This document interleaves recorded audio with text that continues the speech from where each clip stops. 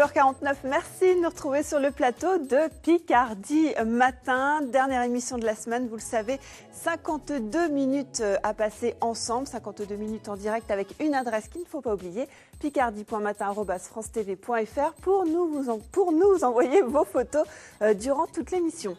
Le sommaire, regardez, il va s'afficher juste à côté de moi. Dans quelques instants, nous parlerons de la rubrique Psycho, le travail du deuil. Vous savez, ce matin, il y aura un hommage national aux victimes des attentats du 13 novembre. Eh bien, Marilène Gauvin viendra nous parler de la notion du deuil à travers la commémoration. Ma préférence, nous parlerons du salon artisan du monde et enfin le livre Picard, ouvert, fermé. C'est tout à l'heure avec Anne Martel, c'est l'histoire des clés robinets en pays de Vimeux. Voilà pour le sommaire de cet atelier de créatrice de bijoux situé à Amiens. On va vous parler d'un livre, on va parler métallurgie, cette fois-ci, cette grande industrie. Eh bien, on va vous parler de Ouvert Fermé, histoire de clés de robinet en pays de Vimeux. C'est avec vous, Anne. Bonjour. Bonjour. 4 siècles d'histoire de métallurgie qui sont racontés ici dans ces pages. C'est un livre de Jean-Marie Thomas. Voilà, c'est ça. 4 siècles d'histoire nous contemplent. Et là, en l'occurrence, c'est la métallurgie dans le Vimeux, Jean-Marie Thomas. Il a fondé en 2009 l'association des Muchers. Des Muchers, ça veut dire retrouver quelque chose. Et donc, c'est l'association aussi qui a publié ce très, très beau livre qui va vous faire faire un excellent voyage dans le Vimeux et dans l'histoire de la métallurgie du Vimeux. Exactement, parce que la première mention d'une telle industrie dans le Vimeux date d'il y a déjà quelques années. On va la trouver en 1601 et on va trouver cette mention de serrurier, du métier de serrurier, sur un registre paroissial et c'était à Escarbotin. Et donc, c'est de là, grosso modo, qu'on a une première trace de ce métier de serrurier. Mmh.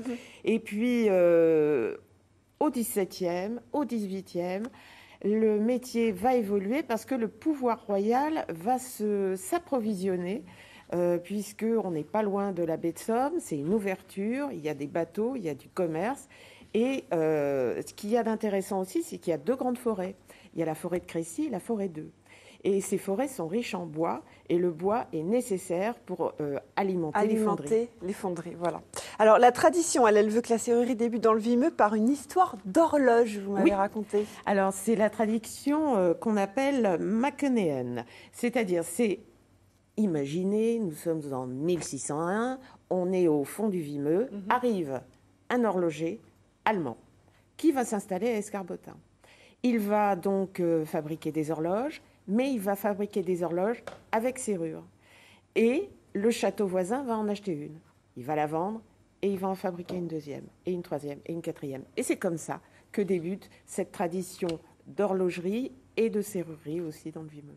Alors, quelques années après, cette fois-ci, il va y avoir des grands changements technologiques. Oui, alors ça, c'est le 19e siècle. Ouais. Avec toutes ces évolutions industrielles, il va y avoir différents changements. D'abord, on a besoin de plus en plus de fermetures, parce que les villes vont être de plus en plus habitées, on a besoin de sécurité, on va avoir besoin de fermer chez soi.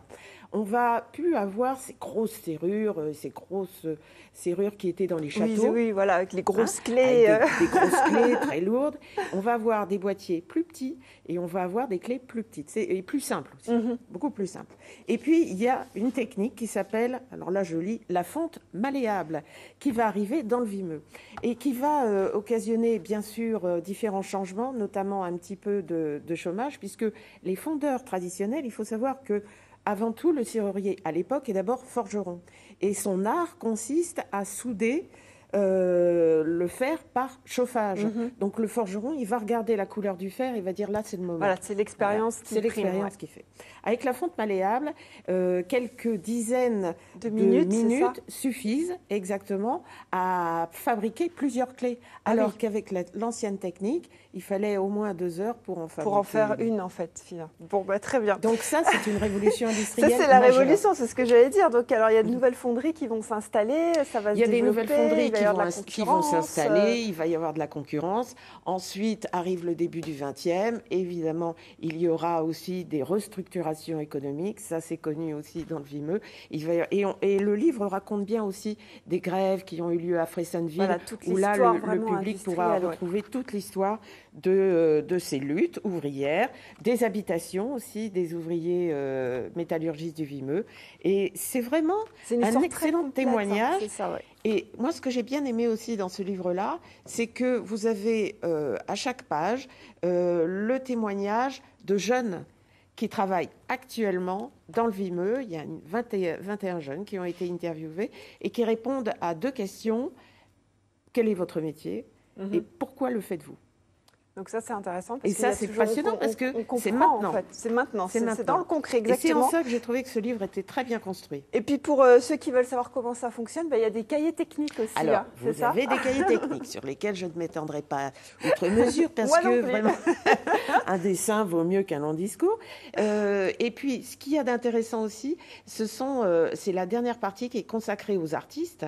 Et là, vous vous apercevez, et on le sait d'ailleurs, qu'il y a des entreprises du Vimeux qui travaillent pour, j'allais dire, l'équivalent de la haute joaillerie en matière de robinetterie, mais on sait qu'il y a des clients du Golfe qui sont fournis avec des robinets qui ont été fabriqués du Vimeux, c'est robinetterie de luxe. Et là, en l'occurrence, vous avez Chantal Thomas qui a dessiné une ligne spécialement spéciale pour les salles de bain.